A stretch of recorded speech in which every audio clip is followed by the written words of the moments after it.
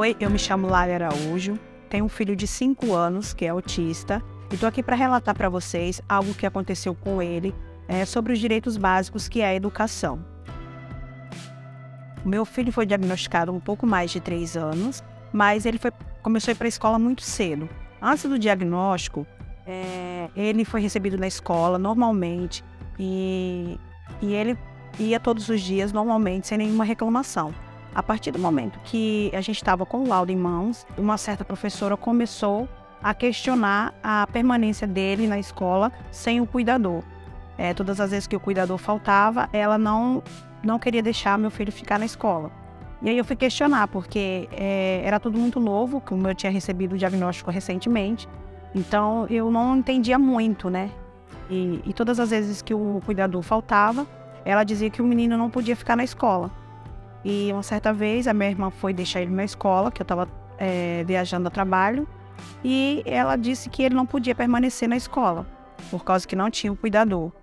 E naquele momento a minha irmã teve que levar ele embora, sair com ele da escola, né? Nesse momento ele teve uma crise muito forte, porque ele ama ir para a escola.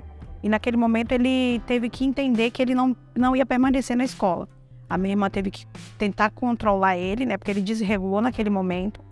E quando ela conseguiu regular ele, e ele já estava dentro do carro, a professora veio e falou para minha irmã que ele podia permanecer porque uma outra cuidadora de uma outra criança se disponibilizou a cuidar dele, né? Naquele momento, como eu estava em viagem, não pude estar, né, para acolher meu filho naquele momento.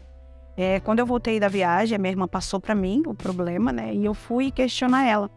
Chegando lá, ela falou para mim que não podia permanecer com ele mesmo, se não tivesse com o cuidador, porque ela não conseguia controlar ele.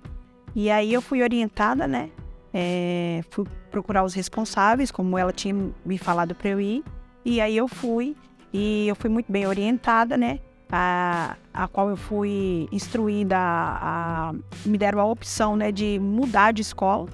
E hoje ele frequenta uma outra escola, onde é muito bem assistido, graças a Deus. Mas eu estou passando aqui para vocês um relato do que causa um diagnóstico, um papel.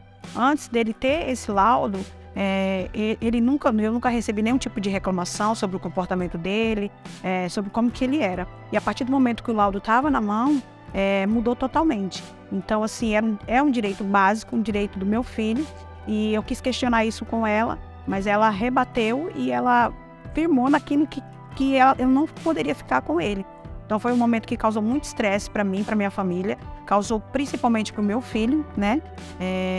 E até porque no momento que ele desregulou, que ele entendeu que ele ia para casa e depois a cuidadora se disponibilizou a cuidar dele, ele desregulou porque aí ele já entendeu que ele ia para casa e aí precisou regular ele de volta para entender que ele poderia ficar na escola. Então isso causou todo um transtorno, né? E eu em viagem não pude estar com meu filho, não pude dar a assistência que ele precisava naquele momento. E pra gente foi muito constrangedor. Hoje, graças a Deus, ele é muito bem assistido, a gente é muito bem orientado, mas a gente não está livre de acontecer novamente, né? E quantas pessoas hoje passam por questões dessa, né?